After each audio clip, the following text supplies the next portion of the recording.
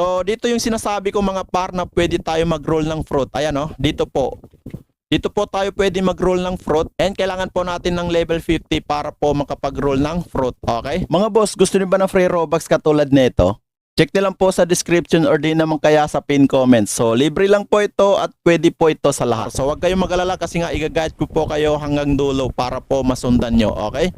So malapit na tayo sa ere and i-add ko lang ulit yung stats natin. Ayan. So kung makikita nyo nga po dito is 28 na po yung na-add natin sa melee. So gusto ko kasi melee para po malakas po tayo or masakit po yung damage natin. And yung melee natin mga par is dito po madadagdag sa energy. So yung energy na yan is dyan po mababase kung gaano po kalakas ang suntok nyo. So mas maraming energy, mas malakas po kayo. Okay? So dito yung sinasabi ko mga par na pwede tayo mag-roll ng fruit. Ayan o, dito po. Dito po tayo pwede mag-roll ng fruit and kailangan po natin ng level 50 para po makapag-roll ng fruit. Okay? So mag-quest na muna tayo para madali po tayo makakapagpa-level 50. Okay? So dito po tayo sa monkeys. Okay? Click lang natin yan. And kailangan na natin pumatay ng 6 monkeys mga pre. So ito yata yun. Okay? Ayan. So ganun lang po kadali maglaro ng black fruit mga par. So ganyan. Okay? So kailangan pa natin ng 5. And mas maganda dito mga par kung meron po kayong code kasi nga mabilis lang po kayo makapagpa-level dito. Okay? Kulang lang tayo ng 2. Ito patayin na natin to. Okay? Yan. Nice. Yun oh, mabilis lang po. Okay? Isa na lang kulang natin. And itong stats natin, ilagay natin dito sa melee para malakas po tayo. Okay? So, kailangan na natin pumatay ng isa pang monkeys para po pa-complete yung quest natin. Okay?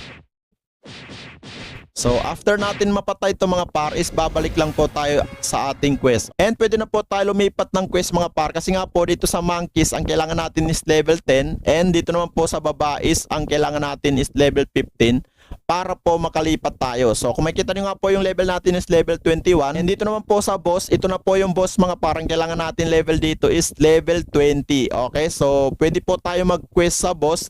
Pero katulad nga ng sinabi ko is may hirapan po tayo kasi nga po kita nyo naman po dito yung health natin. Nasa 100 lang, matik po na mawanit po tayo ng boss kapag nag-quest po tayo dyan. So dito lang po muna tayo sa gorillas. Ayan, kung makikita nyo. Okay, so hanapin lang natin yung area na yon. Dito yata sa isang lugar. Okay, so wala po tayong energy. Wait lang. Ayan. Okay, so kailangan natin pumatay ng 8 gorillas para po maging success po yung ating quest. And ito po yung boss mga par, kung makikita nyo po, meron po ditong boss. So yan po yung boss na level 20 ang kailangan bago natin ma-mission. Okay, so kailangan pa po natin ng isa pang gorilla para po maging successful yung ating. Okay, ayun, success na po. Ganito lang po maglaro ng black fruit mga par. Kaya kung gusto nyo po laruin to is hanapin lang po ito sa Roblox kasi napaka-solid ng game na to. Ang daming player dito mga pre. Pag nag-update to, ang daming naglalaro. Umaabot ng milyon yung player dito mga par. Sinasabi ko sa inyo. Ayan o. And kaibahan dito sa gorilla mga par is kailangan natin pumatay ng 8. Hindi po tulad dun sa monkey na kailangan lang natin ng 6 para maging success po yung ating quest. Okay? So mabilis lang po natin mapapatay to kasi nga malakas po yung ating melee. Ayan o. Okay, so mas maganda siguro kung may fruit tayo kasi nga di tayo tatablan. So papaliwanag ko po sa inyo kapag makakuha po tayo ng fruit dun sa fruit reroll. Okay, so 2 gorillas lang po yung kailangan natin para maging success po yung ating quest. Okay, isa na lang. Hanap pa tayo ng isa pang ano. Okay, ito. Yan. Ayun, level na tayo 2 beses. And kailangan po natin makapagpa-level 30 mga par para po makalipat tayo ng isang island. Puro melee lang po yung ina-upgrade natin dyan kaya sobrang lakas po ng ating suntok. Ayan o.